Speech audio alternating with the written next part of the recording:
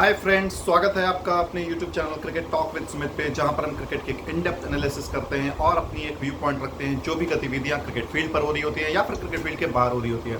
India versus Bangladesh का आज first test match था, डे 1 था और एज एक्सपेक्टेड जो चेन्नई में किया जा रहा था वो आज नहीं था। लोग ये उम्मीद कर रहे थे कि हॉट एंड ह्यूमिड होगा, बट वहाँ पे कंडीशंस ओवरकास्ट थी।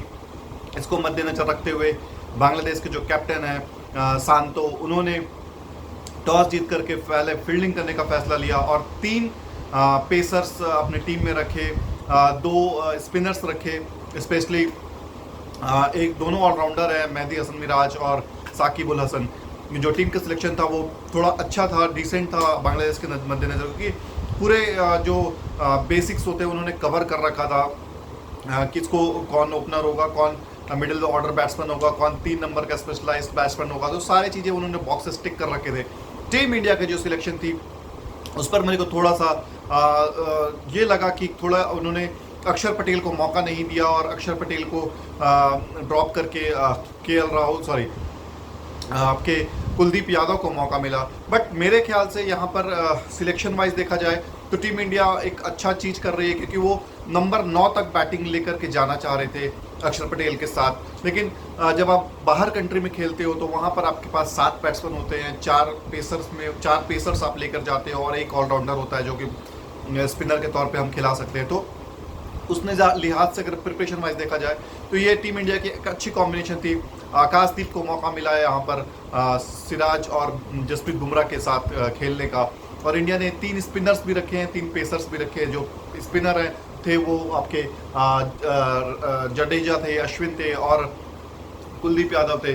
देखिए आप जडेजा का रिप्लेसमेंट वनडे में T20 में ला सकते हैं अक्षर पटेल को, लेकिन अक्षर पटेल को क्यों टेस्ट में रिप्लेसमेंट नहीं देखा जाता है जडेजा का, वो यही रीज़न है क्योंकि जडेजा जिस तरीके से बैटिंग कर रहा है और जिस तरीके से बॉलिंग करते हैं टेस्ट मैचेस में, वो अलग लेवल पे प्लेयर पे जा चुके हैं। क्योंकि अक्षर पटेल को टेस्ट में भी प्रूव करना बहुत बाकी है। उन्होंने वनडे में और T20 में तो प्रूव कर रखा है, लेकिन अभी टेस्ट मैचेस में उन्होंने उतना प्रूफ नहीं किया है कि we can rely on him to take wickets.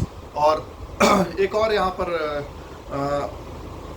Controversial मैं नहीं बोलूँगा, लेकिन हाँ, केएल राहुल को जो मौका मिला और सरफराज के ऊपर जा करके देखिए टीम मैनेजमेंट ने उन पर कॉन्फिडेंस शो किया और केएल राहुल ने को मौका मिला है, उसको इस मौके को भुनाना पड़ेगा। क्योंकि केएल राहुल की मैं हमेशा बोलता हूँ कि ज़रूरत है इंडिया के बाहर जा करके, क्योंकि देखिए KL Rahul is a very good slip fielder, और आप जब बाहर खेलने जाते हो तो आपको स्लिप फील्डर की ज़रूरत होती है जो कि कैचेस को पकड़ सके वहाँ पे। बहुत सारे लोग ये टेक्निकल बातें ये बताएंगे नहीं कि केएल राहुल को मौका मिल रहा है सरफराज के ऊपर, क्योंकि केएल राहुल वो प्लेयर है जो आपका बहुत सारे लोगों का रिप्लेसमेंट कर सकता है। Just like he can be replacement for Rishabh Pant also. वो कीपिंग कर सकता है, वो अच्छा स्लिप में फील्डिंग कर सकता है, बट केएल राहुल को यहाँ पे समझना होगा कि उस जो टीम की रिक्वायरमेंट है वो है उसके रन्स। अगर केएल राहुल एक स्टेबिलिटी देते हैं तो टीम इंडिया जो आज सिचुएशन में है वो और भी बेटर हो सकती थी। और केएल राहुल को यहाँ पे मौका भी था कि हीरो बनने के लिए ये एक अच्छा मौका होता है। तो हम शुरुआत से बात करेंगे तो बांग्लादेश ने टॉस जीता और इंडिया की जो लाइन लगा दी ओवरकास्ट कंडीशन से, बट मैं ही नहीं समझता कि अनप्लेएबल पिच थी। यहाँ पर बॉल बहुत कंडीशन में स्विंग हो रहा है, सीम हो रहा है। इंडियन टीम थोड़ी रस्टी लगी मुझे, स्पेशली जो उनके टॉप ऑर्डर के बैट्समैन हैं, चाहे वो शुभमन गिल हो, रोहित शर्मा हो, विराट कोहली हो, केएल राहुल हो, तो ये आउट ऑफ शॉट्स लग रहे थे। ऋषभ पंत थोड़े बहुत टच में थे, लेकिन टेस्ट मैच में जैसा कि आप जानते हैं कि जहाँ भी एक ब्रेक आता है उसके बाद जब बैट्समैन फिर से गार्ड्स लेता है तो वो आधा घंटा जो होता है ना, निकालना बहुत ज़रूरी होता है। ये बात आपको समझनी पड़ेगी। आधा घंटा या 1 घंटा जो होता है वो बॉलर को दिया जाता है, क्योंकि वो बॉलर फ्रेंडली होता टाइम होता है। आपको फर्स्ट सेशन में भी यही करना था। टीम इंडिया ने फर्स्ट सेशन में 3 विकेट गंवा दिए फर्स्ट आवर में ही।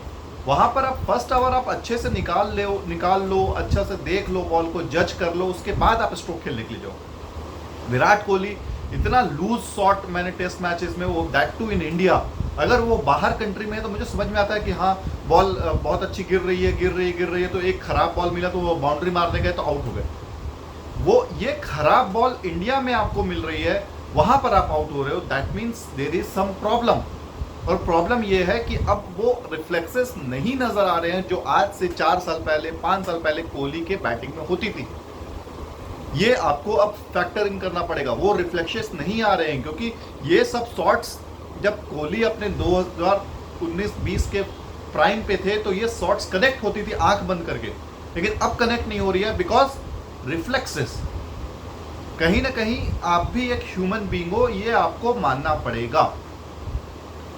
तो यहां पर विराट कोहली, आज रविंद्र जडेजा और अश्विन ने बहुत सारे लोगों की डाउट्स क्लियर किए हैं, बहुत सारे लोगों की जिंदगी और कैरियर बचाया है। अगर खुदा ना खास्ता ये 144 पे 6 से 170-80 पे इंडिया ऑल आउट हो जाती ना, तो बांग्लादेश भले ही मैच हार जाता उसके बाद भी, लेकिन ये बहुत बड़ा सेटबैक और बहुत बड़ा मैसेज और डेंट जाता कि यार ये टीम वर्ल्ड टेस्ट चैंपियनशिप के फाइनल खेलने लायक है भी कि नहीं, कि अपने होम ग्राउंड्स पर आकर के बांग्लादेश जैसी टीम इनको 170-180 पे ऑल आउट कर रही है। ये बहुत करारा तमाचा होता बीसीसीआई के ऊपर कि किस तरीके के हम किस लेवल पर अपने प्लेयर्स को ले गए हैं, कि बैट्समैन उनको अपने ऊपर भरोसा नहीं है कि हाँ किस तरीके से रन खेलना है, किस तरीके से रन बनाने हैं। बस हो गया रोहित शर्मा का कि हाँ 2023 के वर्ल्ड कप में वो आ रहा था और सेल्फलेस खेल रहा था, अब वो टाइम चला गया। अब आपको पिच पे खड़े होकर के खिलवाना है और खेलना भी है। कब तक आप तेज शॉट खेलने के चक्कर में या आप जल्दी से रन बनाने के चक्कर में आप अपना विकेट खोते रहेंगे और लोग ये सोचेंगे कि सेल्फलेस क्रिकेट खेल रहा है, सेल्फलेस क्रिकेट खेल रहा है। Same goes to Virat Kohli. आपको रन बनाने होंगे बॉस, आप विराट कोहली है, मौका मिल रहा है। कितने लोग बैठे हुए हैं यार आपके चक्कर में, कितने लोग नहीं खेल पा रहे हैं। उधर केएल राहुल का कैरियर दांव पे लगा हुआ है, सरफराज खान को टीम में मौका नहीं मिल रहा, ध्रुव जुरेल जिन्होंने इंग्लैंड के खिलाफ इतना अच्छा शानदार प्रदर्शन किया उसको मौका नहीं मिल रहा है खेलने का। ये सारी चीजें आप लेकर के चल रहे हो, इसको आपको हटाना पड़ेगा, इसको आपको नजरअंदाज करके खेलना पड़ेगा कि बॉस मैं कितने लोगों, मेरे पीछे कितने लोग बैठे हुए हैं जो कि मैं अगर गलत खेलता हूं तो वो लोगों को दुख होगा सबसे ज्यादा, यार इनको मौका मिल रहा है और मुझे मौका नहीं मिल रहा। जब मुझे मौका मिलेगा तो मुझे 1 मैच के बाद या 2 मैच के बाद बिठा दिया जाएगा, तो मुझे भी इतने मौके क्यों नहीं। शुभमन गिल कब मारोगे यार, कब खेलोगे? इंडिया में आपसे रन नहीं बन रहे तो कहां बनेंगे? ये सब वो जगह है जब आपको कोहली का रिप्लेसमेंट बनना है, रोहित शर्मा का रिप्लेसमेंट बनना है। आपसे जनता उम्मीद लगा के रखी हुई है कि ये बंदा कुछ करेगा करेगा करेगा, कब करेगा पता नहीं। मैं केएल राहुल से ज्यादा बड़ा कल्प्रिट शुभमन गिल को मानता हूं। केएल राहुल तो भाई उसके ऊपर तो कैरियर का दाव लगा हुआ है, लेकिन आप पे तो कोई दबाव नहीं है, कोई वो नहीं है। उसके बाद आप इस तरीके से गंदी परफॉर्मेंस दे रहे हैं तो कहां का जस्टिफिकेबल है यार? इससे अगर इसी तरीके से खेलना है शुभमन गिल को तो Pujara is far more better than Shubman Gill still in this age. But जिस तरीके से वापसी किया जडेजा एंड अश्विन ने, वो काबिल एहतराम है, बस उसके लिए नो वर्ड्स। अश्विन की ये मैं थर्ड बेस्ट इनिंग मानता हूं। जो सेकंड थी वो थी इंग्लैंड के खिलाफ जो उन्होंने सेंचुरी लगाई थी इसी चिपॉक ग्राउंड पे, जहां पर टीम इंडिया की सिचुएशन बहुत खराब थी और वहां पर आकर के इन्होंने सेंचुरी मारी थी और इंग्लैंड को एक टारगेट दिया था जहां पर कि इंग्लैंड वो टारगेट चेज नहीं कर पाई और इंडिया वो मैच और सीरीज दोनों जीता। नंबर 1 मेरे लिए आज भी वो थर्ड टेस्ट मैच, सिडनी का टेस्ट मैच जहां पर उन्होंने अपने बॉडी पे झेल करके टेस्ट को सेव किया था, वो मेरे लिए बॉस नंबर 1 अल्टीमेट रहेगा। चाहे अश्विन डबल सेंचुरी भी कल क्यों ना मार लें, लेकिन वो जो इनिंग थी अश्विन की वो मैं हमेशा रेट करूंगा नंबर 1 पे। नंबर 2 पे इंग्लैंड की चिपॉक वाली जो इनिंग थी। नंबर 3 आज बांग्लादेश का। बांग्लादेश चूंकि कमजोर अपोनेंट है इसीलिए मैं बांग्लादेश वाली इनिंग को थर्ड रैंक कर रहा हूं, वरना ये अगर इनिंग वो इंग्लैंड, साउथ अफ्रीका या फिर न्यूजीलैंड इस तरीके की टीम के साथ अगर खेल जाते तो डेफिनेटली ये नंबर 2 पर ये सेंचुरी आती। व्हाट ए इनिंग यार, मतलब वर्ल्ड का इकलौता प्लेयर है ये जो 500 विकेट ले रखा है टेस्ट मैचेस में और 6 सेंचुरीज है उसके नाम पे। 3000 रन बनाने, 500 विकेट प्लस 3000 रन बनाने में वो अब 3rd नंबर पर आ गया। उसके आगे सेन वॉन था और स्टुअर्ट ब्रॉड थे। अब अश्विन का नाम उस लिस्ट पे आएगा। ये कितनी बड़ी लिस्ट है, आप ये नहीं समझ रहे हो। 3000 रन्स और 500 टेस्ट विकेट्स। वो छोड़िए, इससे भी बड़ा फैक्ट देता हूं मैं आपको। MS धोनी पूरी जिंदगी एज ए बैट्समैन खेले, 6 सेंचुरीज है उनके टेस्ट में। आज MS धोनी का वो 6 टेस्ट सेंचुरी का रिकॉर्ड बराबर किया है अश्विन ने। MS धोनी के 4,500 रन है टेस्ट में, just more than 1,500 above than R Ashwin. R Ashwin का ये 101वां टेस्ट मैच है, बट कहीं कोई शोर शराबा नहीं है कि हाँ ये 100 टेस्ट मैच खेल रहा है या 101 टेस्ट मैच खेल रहा है। वो आया, चुपचाप से अपना काम किया, काउंटर अटैक इनिंग खेला और निकल गया। यही रिक्वायरमेंट होती है कि आपको काउंटर इनिंग खेल। देखिए इस इनिंग में वही सक्सेस रहा है जिसने काउंटर इनिंग खेली है, चाहे वो जायसवाल हो, चाहे वो ऋषभ पंत हो, चाहे वो जडेजा हो, चाहे वो अश्विन हो। और इन चारों से किसी को कोई सीखने की जरूरत नहीं है। लोग सिखाने बैठ गए हैं कि विराट कोहली को अश्विन से सीखना चाहिए, KL राहुल को अश्विन से सीखना चाहिए। किसी को कोई सीखने की जरूरत नहीं है यार, होता है, बट समय अब आपके पास कम है। इसको अब आप भूल करके अगली इनिंग में अच्छा परफॉर्म करने की कोशिश करिए। 340 रन इंडिया को बन गए हैं, लग्जरी है। कल अगर टीम इंडिया 70-80 रन और जोड़ लेती तो 400 रन होंगे। बांग्लादेश को इस पिच पर सेकंड टाइम बैटिंग करने आना है, बहुत मुश्किल होगा। आप वर्ल्ड टेस्ट चैंपियनशिप के 2 बार फाइनल खेल चुके हैं। आज लगा मुझे देख करके जिस तरीके से बाउंस बैक हुआ है टीम इंडिया का, दैट टू 80 ओवर्स में 4.5 का रन रेट मेंटेन करके चलना। और अश्विन का ये फास्टेस्ट सेंचुरी भी था, अपने जो भी उन्होंने 5 सेंचुरी से पहले लगा रखी है, उन सभी को मिला करके जो आज वो नॉक खेला है अश्विन ने, वो अनबिलीवेबल नॉक है। मैंने बहुत कम देखा है इस तरीके के नॉक खेलते हुए, स्पेशली नंबर 8 पर आप बैटिंग करते हुए। 5वां सेंचुरी है अश्विन का, सॉरी 4था सेंचुरी है अश्विन का, जो नंबर 8 पर आकर के वो बैटिंग कर रहे हैं। इनसे आगे सिर्फ डैनियल विटोरी हैं जिन्होंने नंबर 8 पर आकर के 5 सेंचुरी लगा रखी है। बहुत ही अद्भुत है ये। और मजेदार बात यह है कि 38 साल के अब अश्विन हो चुके हैं। जस्ट 2 दिन पहले 17 सितंबर को इन्होंने 38वां जन्मदिन अपना मनाया। देश को उन्होंने अपना गिफ्ट दिया आज बर्थडे का। Ashwin, he is a fantastic cricketer on Indian ground. बाहर भी अगर वो चाहते हैं, अगर जिस तरीके से उन्होंने ऑस्ट्रेलिया में 2021 वाला जो परफॉर्मेंस किया था ना, उस तरीके का बाहर जाकर के भी परफॉर्मेंस देना चालू कर दे, believe me he will be the India's best bowler. क्योंकि अनिल कुंबले को मैंने 2003 में ऑस्ट्रेलिया में जाकर के कमाल करते हुए देखा था। उससे पहले मैंने अनिल कुंबले को कहीं भी फॉरेन कंट्रीज में जा करके धमाकेदार परफॉर्मेंस करते हुए कभी नहीं देखा।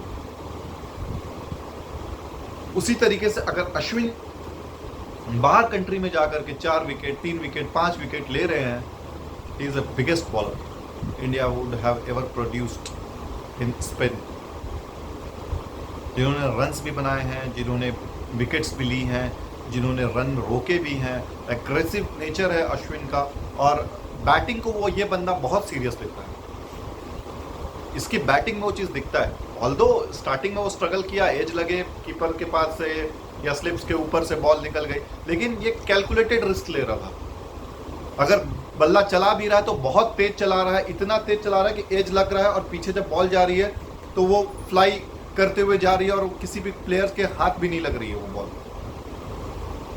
कितनी बार बाउंसर्स को उसने लिफ्ट कराया, और जो सचिन का जो शॉट होता है वो खेला है, और विकेट कीपर के पीछे 4 रन मिले हैं उसको। साकिब उल हसन को तो सेटल ही होने नहीं दिया अश्विन ने। साकिब उल हसन का जो मैं फिगर देख रहा हूं, 8 ओवर में 50 रन। साकिब जैसा बॉलर आपकी टीम में है और आप 8 ओवर उससे करा रहे हैं। और दूसरा मेहदी हसन मिराज 21 ओवर फेंका है, उन्होंने 77 रन दिया है 1 विकेट लेकर। हसन महमूद 4 विकेट लेकर के निकल गए। पिच में जान है पेसर्स के लिए, स्पिनर्स को भी थोड़ी बहुत मदद मिल रही है, लेकिन उतनी मदद नहीं है जो आप एक्सपेक्ट करते हो चीपॉक से डे 3 डे 4 में जो मिलेगा उसको। बट स्टिल मेहदी हसन मिराज ने एक विकेट लिया, और वो भी केएल राहुल का, क्योंकि केएल राहुल थोड़े डरे डरे, मतलब मैं मान सकता हूँ आपके कैरियर के ऊपर दाव लगा हुआ है तो आप रुक के थम कर खेलोगे। आप नहीं चाहोगे कि मैं तेजी से रन बनाने के चक्कर में एक अगली शॉट खेलूं और मेरा ऊपर पूरा आ जाए कि ब्लेम की। देखिए अश्विन के लिए ये खेलना आसान था। लोग अभी बहुत सारे लोग कमेंट मतलब यूट्यूब में और मीडिया में कमेंट कर रहे हैं कि जिस तरीके से अश्विन ने खेला काउंटर इनिंग, उसी तरीके से राहुल को भी खेलना चाहिए। आप डर डर के खेल रहे हो, सहम के खेल रहे हो। बॉस राहुल अश्विन पे कोई प्रेशर नहीं था, वो वहां पे अगर आउट भी हो जाता या अगली शॉट मार के भी आउट हो जाता उसको कोई कुछ नहीं बोलता। लेकिन केएल राहुल अगर उस जगह पे अगली शॉट मार करके आउट हो जाता है तो लोग यही आकर के बोलेंगे कि आप एक आउट ऑफ फॉर्म है, आप ऐसा रैश शॉट खेल रहे हैं, दैट टू आपके बोर्ड पे 5 विकेट गिर चुके हैं। सेंस लगाइए, क्या बोल रहे हो आप। मैं केएल राहुल को इसीलिए बैक कर रहा हूं because we need him in outside country where he has shown his ability and he is a fantastic slip fielder। वो ऋषभ पंत का भी रिप्लेसमेंट बन सकता है बाहर अब्रॉड कंट्री में, क्योंकि अब्रॉड कंट्री में हम लोग अच्छा कीपर बैट्समैन ढूंढते हैं जो 40 50 70 80 रन खींच सकता है, तो वो भी पोजीशन दे सकता है। Rather Sarfaraz Khan short leg में अच्छा फील्डर कर सकता है वो, बट बाहर कहीं पे नहीं कर सकता। उसे प्रूव करने की भी बहुत ज़रूरत है, और प्रूव वो भी करेगा, उसको भी मौका मिलेगा। ही इज जस्ट 22 हार्डली 24 25 होगा, तो उसे और मौके मिलेंगे। हम लोगों को केएल राहुल, मुझे नहीं लगता कि ऑस्ट्रेलिया में उसकी सेंचुरी होगी। इंग्लैंड में उसने सेंचुरी मार रखी है, बाहर जाकर सेंचुरी मारना कितना टफ होता है आप इस बात से आकलन लगा लो कि राहुल द्रविड़ सौरव गांगुली कि कितने शतक है बाहर जाकर के, दैट टू इन सेना कंट्री। फिंगर पे आउट काउंट कर सकते हो। इंग्लैंड पे होंगे उसके, ऑस्ट्रेलिया पे है उनके, साउथ अफ्रीका पे मुझे नहीं भरोसा कि उनके होंगे, जहां तक मैं जानता हूं। न्यूजीलैंड में भी नहीं होंगे। तो केएल राहुल ठीक है, समय नहीं चल रहा है, समय खराब चल रहा है उसका, but he deserves, specially in test cricket. आप उसको ओडीआई में ड्रॉप कर दो, T20 में ड्रॉप कर दो, बट टेस्ट में उसकी जगह बनती है और वो खेलेगा, और उसको अगला टेस्ट भी खिलाना चाहिए। लड़का सीख रहा है, लड़के में जान मार रहा है वो। फॉर्म ऊपर नीचे हो रही है, होती है, बट ये नहीं डिसाइड हो सकता कि he is totally gone and totally done and dusted. So इसीलिए केएल राहुल को जल्द से जल्द फॉर्म में वापस आना जरूरी है टीम इंडिया के लिए, क्योंकि टीम इंडिया को रिक्वायरमेंट है एक ऐसे प्लेयर की जो 5-6 पे स्टेबिलिटी देता हो और जो लोअर ऑर्डर के साथ भी तेज खेल सकता है, क्योंकि तेज खेलने वालों की कमी नहीं है हमारे पास। केएल राहुल ऋषभ पंत हो गए, जडेजा हो गए, अश्विन हो गए, यशस्वी जायसवाल हो गए, शुभमन गिल हो गया, रोहित शर्मा हो गए, ये तेज खेल सकते हैं। विराट कोहली भी समवॉट तेज खेल सकते हैं, लेकिन एक स्टेबिलिटी देने वाला प्लेयर केएल राहुल है। अगर आप चेतेश्वर पुजारा को नहीं कैरी कर रहे हैं तो KL Rahul is a must. आप ऑस्ट्रेलिया में जाकर के सरफराज खान को और श्रेयस अय्यर को एक्सपोज नहीं कर सकते। वो वहाँ पे प्रेशर किस तरीके से लेंगे, झेलेंगे, करेंगे या नहीं करेंगे, वो बहुत बात की बात है। इसीलिए अश्विन ने और जडेजा ने अच्छी शुरुआत दी है, इसको कैरी ऑन करना चाहिए, और कल 400 रन तक टीम इंडिया पहुंचती है तो टीम इंडिया मैच समाप्त कर जाएगी। जीत पक्की है, बट हमें प्रिपरेशन करना है फॉर ऑस्ट्रेलिया सीरीज़ के लिए। तो वहाँ पर सभी को मौका मिले, सभी लोग सेटल हो, सभी लोग फॉर्म में ढले कि हाँ टेस्ट में किस टेम्पो के साथ हमें खेलना है, वो ज़्यादा ज़रूरी है। मेरे को केएल राहुल से, देखिए वो एज लगा और आउट हो गया वो अलग मैटर है, लेकिन जो आज उसने मिडिल कर रहा था या जो डिफेंसिव शॉट्स खेल रहा था, जो प्रॉपर टेस्ट शॉट्स लगा रहा था, वो दिख रहा था। जो उसने आज स्ट्रेट डाइव एक खेली, अद्भुत शॉट थी। बहुत सारे लोग बोलते हैं कि यार रन नहीं बनाया, मैं रन नहीं देखता, मैं देखता हूँ उसका अप्रोच क्या है, वो क्या करने की कोशिश कर रहा है और उससे क्या नहीं हुआ। ठीक उससे 1 ओवर या 2 ओवर पहले जायसवाल का विकेट गिरा, तो हो सकता है उसके माइंड में वो भी चल रहा हो कि अब यहाँ पे कोई बैट्समैन बचा नहीं है, जो करना है मुझे ही करना है। टू मच थिंकिंग भी बहुत खतरनाक होती है, बट इंडिया में आपको टू मच थिंकिंग करने की ज़रूरत नहीं है, बिकॉज यहाँ पर नंबर 7, 8, 9 नंबर तक बैटिंग किया जा सकता है। कुलदीप यादव भी एक एंड पे खड़े रह सकते हैं, जसप्रीत बुमराह तो है ही हैं, बट शुभमन गिल से मुझे बहुत डिसअपॉइंटमेंट हुई। Shubman Gill he is team India's vice captain. यार हम लोग पाकिस्तान की तरह हो गए हैं कि किसी को भी मुंह उठा करके वाइस कैप्टन बना दिया। क्या क्रेडिबिलिटी है यार, मतलब किया क्या है शुभमन गिल ने जो उसको आप लोगों ने वाइस कैप्टन बना दिया। हाँ ठीक है, चलिए आप फ्यूचर देख रहे हैं, बट आप उसको ये मैसेज जरूर दें कि भैया टीम को क्या आपकी एक्सपेक्टेशन है। आप वाइस कैप्टन के प्रेशर के कारण आप अपनी टीम से जगह ना खो बैठे, फिर कोई वाइस कैप्टन नहीं बन पाएगा। तो मैं यही दुआ करता हूँ कि ये जो इनिंग फेलियर हुआ है इससे टीम इंडिया सबक लेगी और आगे चल के ये चीज़ दोबारा रिपीट नहीं होगी, और टीम इंडिया हमेशा एक मजबूत बैटिंग ऑर्डर के साथ उतरती है। उसका आज फ़ायदा भी हमें मिला, जो आज हम देख रहे हैं जडेजा ऑलमोस्ट ऑन सेंचुरी के पास है, 85-86 पे खेल रहे हैं, और अश्विन ऑलरेडी 105-106 पे खेल रहे हैं। इसको और कैरी ऑन कर सकते हैं अगर ये दोनों, तो टीम इंडिया को इससे भला ही होगा, इससे फ़ायदा ही होगा। 10 ओवर आज बांग्लादेश शॉर्ट रही है, बहुत स्लो ओवर रेट टिका है, हो सकता है उनको पेनलाइज्ड भी किया जाए इसके लिए, लेकिन जब टीम इंडिया बॉलिंग करने आएगी तो ये सारे जो रन रेट है ना, ओवर रेट है, सारे मेकअप हो गए। बहरहाल हम मिलते हैं कल, आपको डे 2 के हवाले आपसे बात करेंगे। तब तक के लिए अपना ख्याल रखिए। जय हिंद, जय भारत, वंदे मातरम।